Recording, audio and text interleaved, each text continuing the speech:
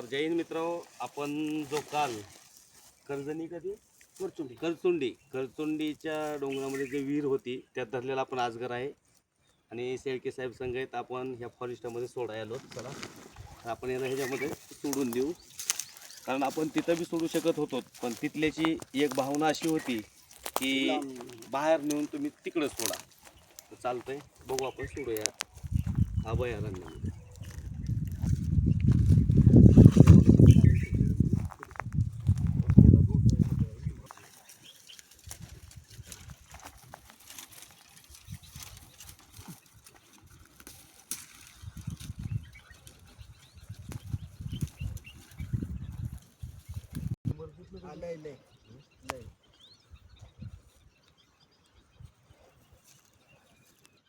तर पाहू शकताय आपण या फॉरेस्टमध्ये आलेलो आहोत, कारण जीवजंतू वाचणं हे काळाची गरज आहे, त्याला बी जीव आहे.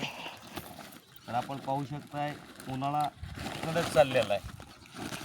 तर काही जागेवर काही लोक जंगल मुद्दाम पेटवतात आणि बाकीच्याची परेशानी करतात.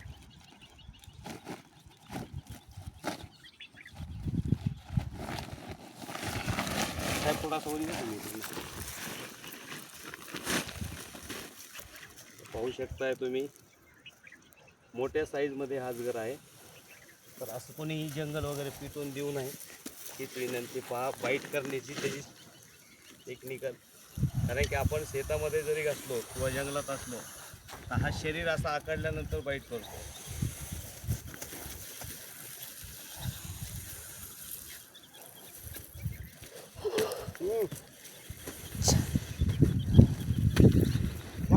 जाऊ दे सोडून नाही तापड येते. काल पाण्यामध्ये धरल्यामुळे थोडंसं हा पाण्यात ते आकारला का बरोबर शरीरावर माणसाच्या अटॅक करणार, म्हणजे करणार.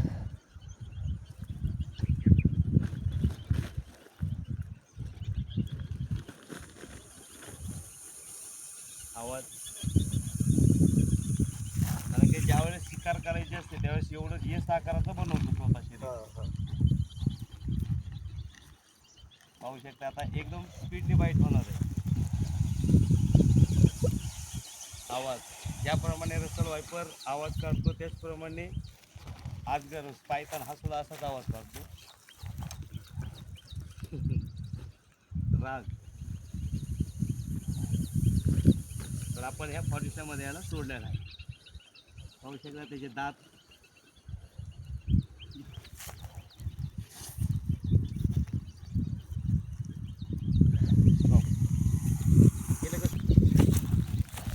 जाऊ साहेब सोडून